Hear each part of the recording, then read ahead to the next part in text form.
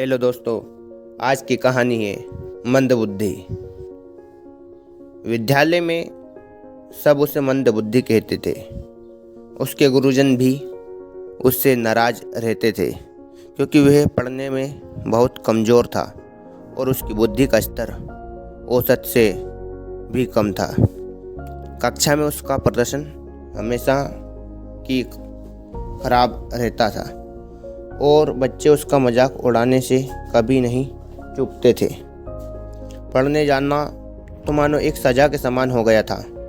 वे जैसे ही कक्षा में घुसता और बच्चे उस पर हंसने लगते।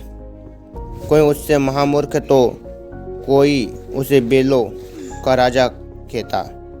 यहाँ तक कि कुछ अध्यापक भी उसका मजाक उड़ाने से बाज नहीं आते। इन सबसे परेशान होकर उसने स्कूल जाना ही छोड़ दिया। अब वह दिन भर इधर उधर भटकता और अपना समय बर्बाद करता। एक दिन इसी तरह कहीं जा रहा था। घूमते घूमते उसे प्यास लग गई। वे इधर उधर पानी खोजने लगा। अंत में उसे एक कुआं दिखाई दिया।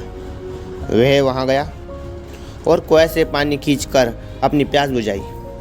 अब वह काफ़ी थक चुका था, इसलिए पानी पीने के बाद वह बैठ गया।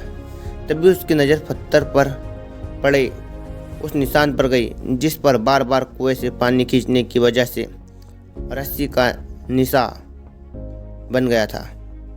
वह मन ही मन सोचने लगा कि जब बार बार पानी खींचने से इतने कठोर पत्थर पर भी रस्सी का निशान पड़ सकता है तो लगातार मेहनत करने से मुझे भी विद्या आ सकती है। उसने यह बात मन में बैठा ली और फिर से विद्यालय जाना शुरू कर दिया। कुछ दिन तक लोग उसी तरह उसका मजाक उड़ाते रहे, पर धीरे धीरे उसकी लगन देखकर अध्यापकों ने भी उसे सहयोग करना शुरू कर दिया। उसने मन लगाकर अथक परिश्रम किया। कुछ सालों बाद यही विद्यार्थी प्रकांड विद्वान वरदराज के रूप में विख्यात हुआ, जिसने संस्कृत में मुग्ध बोध और लघु सिद्धांत कौमुदी जैसे ग्रंथों की रचना की। आशय यह है कि हम अपनी किसी भी कमजोरी पर जीत हासिल कर सकते हैं। बस ज़रूरत है कठिन परिश्रम और धैर्य के साथ काम करने की, अपने लक्ष्य के प्रति स्वयं को समर्पित करने की।